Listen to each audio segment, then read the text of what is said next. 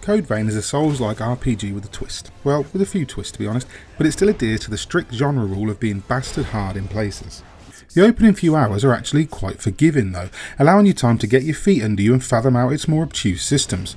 To help you make the most of this quieter time, we've put together a handful of beginner's tips just for you. Number 1. Mix and match your gifts. In Code Vein, special skills and buffs are called gifts, and they're derived directly from the blood code you've equipped. Think of these as switchable classes to determine your strengths, weaknesses and abilities. Now, at first the blood code system is a little misleading. For a few hours I didn't realise that you could carry some gifts between codes, as I thought that choosing a specific code locked you in, but that's not the case, and although some gifts are code specific, a lot of them are general purpose. For example, I've been primarily using the Hermes code with a heavy two-handed sword which gives me decent health and grants access to some heavy special attacks, allows the use of a few long-range elemental gifts and affords a few buffs. The point is, it's worth experimenting with different combinations to find a build that works best for you. Number 2.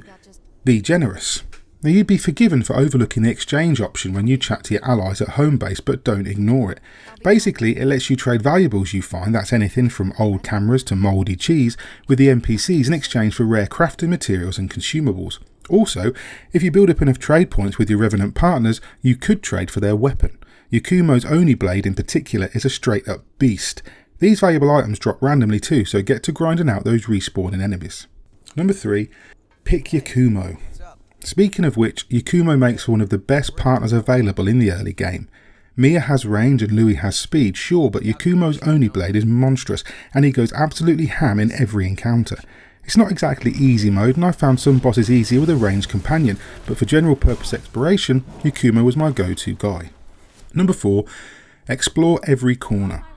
I spent a few hours running around aimlessly looking for the next route through the campaign, not realising that in purifying a rotten missile and filling out the map, I'd confused myself as to where I had and hadn't explored. Avoid this fate by searching every single route and byway.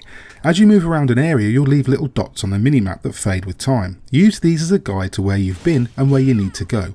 Also, don't forget you can check the map near the jukebox in home base for a hint. Number 5. Switch codes often.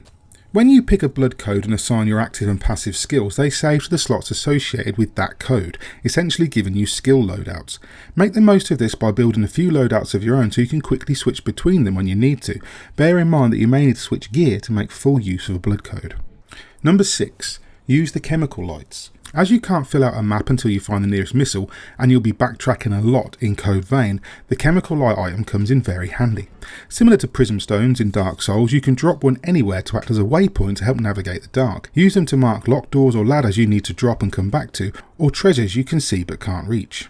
Number 7. Learn to parry and backstab. Combat in Code Vein is very quick. Enemies move fast and hit hard, but one way to get the advantage is to position yourself correctly. Just as in many games in the genre, a backstab does heavy damage and knocks the enemy down, so get used to rolling through attacks while locked on to deliver a powerful counter from behind. Also, hitting L1 or L2 dependent on your preference at the right time will parry an attack and perform a devastating counter. Be warned though, the window varies greatly between enemies and missing it will result in you taking some nasty damage or even being stun locked, which is trouble you don't want. Number 8. As you explore, you'll come across maps of the depths which you can bring to Davis at the home base.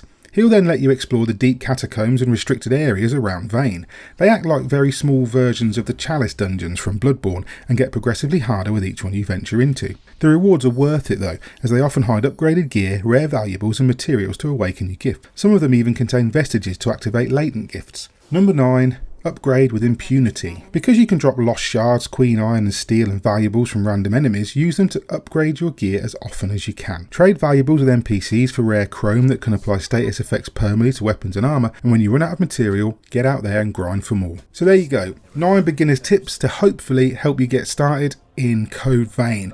Now if you liked the video or you found it useful, please hit like, maybe subscribe.